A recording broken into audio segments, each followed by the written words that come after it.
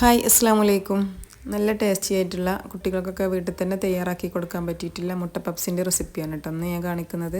അപ്പോൾ നമുക്കിതെങ്ങനെയാണ് തയ്യാറാക്കിയതെന്ന് കണ്ടോക്കാം. അത് തയ്യാറാക്കാൻ വേണ്ടിയിട്ട് ഞാനിവിടെ ഒരു ബൗളിലേക്ക് 250 ml കപ്പിൽ 2 കപ്പ് മൈദ ചേർത്ത് കൊടുക്കുന്നുണ്ട്. ഇനി ഇതിലേക്ക് ആവശ്യത്തിനുള്ള ഉപ്പും കൂടി ചേർത്ത് കൊടുക്കുക. ഇനി 2 ടേബിൾ സ്പൂണോളം സൺഫ്ലവർ ഓയിലും കൂടി ഒഴിച്ചെടുക്കുന്നുണ്ട് കേട്ടോ. ഇനി കൈ വെച്ചിട്ട് നല്ലോണം ഒന്ന് കുഴച്ചെടുക്കുക. ഓയിലും അതുപോലെ ഉപ്പൊക്കെ എല്ലാ ഭാഗത്തു നിന്നാകുന്ന വിധത്തിൽ ഒന്ന് കുഴച്ചെടുക്കുക കേട്ടോ. ഇനി ഇതിലേക്ക് വെള്ളം ഒഴിച്ചു കൊടുത്തിട്ട് കുറേശ്ശെ വെള്ളം ഒഴിച്ചു കൊടുത്തിട്ട് നല്ല സോഫ്റ്റ് ആകുന്നത് വരെ ഒന്ന് കുഴച്ചെടുക്കുക. ഒന്നിച്ച് ഒഴിച്ചു കൊടുക്കരുത് കേട്ടോ. വെള്ളം കുഴച്ചെടുക്കുന്ന സമയത്ത് കുറേശ്ശെ ഒഴിച്ചു കൊടുത്തിട്ട് വെള്ളത്തിൻ്റെ കുറവുണ്ടെങ്കിൽ അതിനനുസരിച്ച് ചേർത്ത് കൊടുക്കുക കേട്ടോ. അപ്പോൾ അത് ഞാൻ കുഴച്ചെടുത്തിട്ടുണ്ട്. ഇനി കൗണ്ടർ ടോപ്പിലിട്ടിട്ട് ഒരു 3-4 മിനിറ്റ് നല്ല സോഫ്റ്റ് ആകുന്നത് വരെ ഒന്ന് കുഴച്ചെടുക്കണം. അങ്ങനെ ഡോ ഒക്കെ ഇവിടെ നല്ല സോഫ്റ്റായി കിട്ടിയിട്ടുണ്ട് കേട്ടോ. ഇനി ഇതിൻ്റെ മുകളിലേക്ക് കുറച്ചധികം തന്നെ ഓയിൽ ഒഴിച്ചു കൊടുക്കുക. എന്നിട്ട് എല്ലാ ഭാഗത്തുനിന്നും ഓയിലാക്കി കൊടുത്തിട്ട് ഒരു അരമണിക്കൂർ നമുക്കിതൊന്ന് റെസ്റ്റ് ചെയ്യാനായിട്ട് വെച്ച് കൊടുക്കാം കേട്ടോ. ആ ഒരു സമയം കൊണ്ട് നമുക്കിതിലേക്ക് വേണ്ടിയിട്ടുള്ള ഫില്ലിങ് റെഡിയാക്കാം. അതിന് വേണ്ടിയിട്ടൊരു പാൻ വെച്ച് കൊടുത്തിട്ടുണ്ട്. അതിലേക്ക് 2 ടേബിൾ സ്പൂൺ വെളിച്ചെണ്ണ ഒഴിച്ചു കൊടുക്കുക. അതിലേക്ക് ചെറിയൊരു കഷ്ണം ഇഞ്ചി അതുപോലെ 2 അല്ലി വെളുത്തുള്ളി ചെറിയ കഷ്ണങ്ങളാക്കിയത് കൊണ്ട് ഇട്ട് കൊടുക്കുക.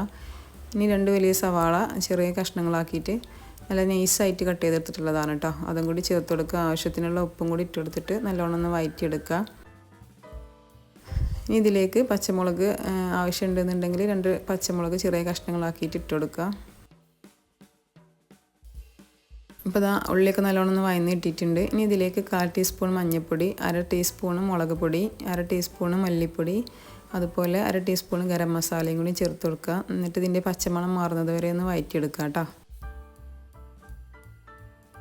ഇനി ഇതിലേക്ക് 2-3 ടേബിൾ സ്പൂൺ വെള്ളം കൂടി ഒഴിച്ച് കൊടുത്തിട്ട് നമുക്കിതൊന്ന് അടച്ച് വെച്ചിട്ട് ലോ ഫ്ലെയിമിൽ അടച്ച് വെച്ചിട്ട് ഒരു 5 മിനിറ്റ് ഒന്ന് വേവിച്ചെടുക്കുക.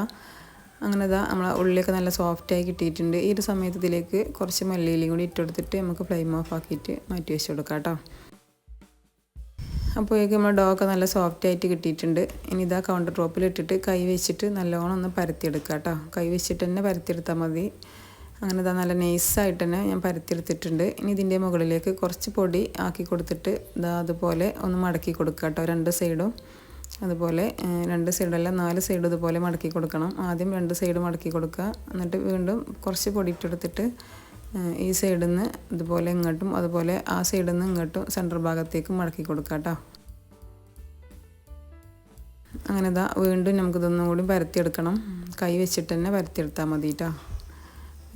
കൈ ഒട്ടിപ്പിടിക്കുന്നുണ്ടെങ്കിൽ കയ്യിൽ കുറച്ച് ഓയിലാക്കി കൊടുത്തിട്ട് അതുപോലെ ചെയ്തെടുത്താൽ നല്ലോണം പരന്ന് കിട്ടും. അങ്ങനെ ഞാൻ വീണ്ടും പരത്തിയെടുത്തിട്ടുണ്ട്.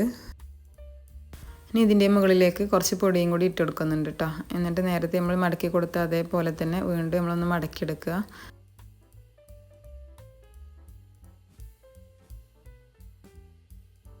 അങ്ങനെ ഞാൻ വീണ്ടും മടക്കിയെടുത്തിട്ടുണ്ട്. ഇനി കുറച്ച് കയ്യിൽ കുറച്ച് ഓയിലാക്കിയിട്ട് വീണ്ടും ഇത് പരത്തിയെടുക്കണം കേട്ടോ. അങ്ങനെ ഞാൻ പരത്തിയെടുത്തിട്ടുണ്ട്. ഇനി നമുക്കിതൊന്ന് കട്ട് ചെയ്തെടുക്കാം. നമുക്ക് എത്ര പപ്സാണോ വേണ്ടത് അതിനനുസരിച്ച് കട്ട് ചെയ്യുക. ഈ ഒരു അളവിൽ ഞാൻ 8 പപ്സാണ് കേട്ടോ തയ്യാറാക്കിയിട്ടുണ്ടായിരുന്നത്. അപ്പോൾ ഒരേ അളവിൽ 8 പീസാക്കിയിട്ട് ഒന്ന് കട്ട് ചെയ്തെടുക്കുക. ഇനി നമുക്കിതിൽ നിന്ന് ഓരോന്ന് എടുത്തിട്ട് വീണ്ടും ഒന്ന് പരത്തി കൊടുക്കണം കേട്ടോ. അതുപോലെ ഒന്ന് പരത്തിയെടുക്കുക.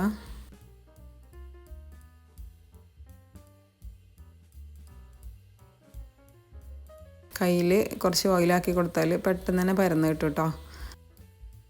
അങ്ങനെ ഓരോന്നും ഞാൻ അതുപോലെ പരത്തിയെടുത്തിട്ടുണ്ട്. ഇനി ഇതിൻ്റെ സെൻറ്റർ ഭാഗത്തായിട്ട് നമുക്ക് ഫില്ലിങ് വെച്ച് കൊടുക്കാം.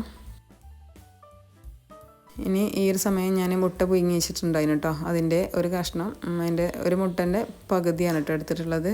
അതുപോലെ വെച്ച് കൊടുത്തിട്ട് 4 സൈഡ് ഇതുപോലെ ഒന്ന് മടക്കിയെടുക്കുക. അങ്ങനെ ബേക്ക് ചെയ്യാനുള്ള പപ്സ് ഇവിടെ റെഡി ആയിട്ടുണ്ട്. അങ്ങനെ എല്ലാതും ഇതുപോലെ തന്നെ ചെയ്തെടുക്കുക കേട്ടോ.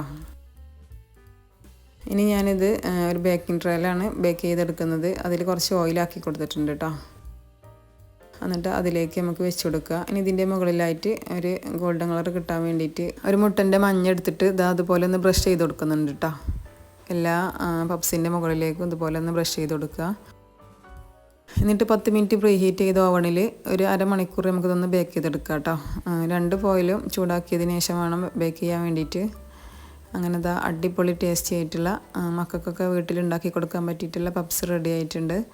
നിങ്ങൾ എൻ്റെ വീഡിയോ കണ്ടുകൊണ്ടിരിക്കുന്ന സമയത്ത് നിങ്ങൾക്ക് എൻ്റെ വീഡിയോ ഇഷ്ടമായിട്ടുണ്ടെന്നുണ്ടെങ്കിൽ ഒന്ന് സബ്സ്ക്രൈബ് ചെയ്ത് സപ്പോർട്ടും കൂടി ചെയ്യണേ. അടുത്തൊരു നല്ലൊരു വീഡിയോ ആയിട്ട് വീണ്ടും വരാം. അതുവരേക്കും അസ്സലാമു അലൈക്കും.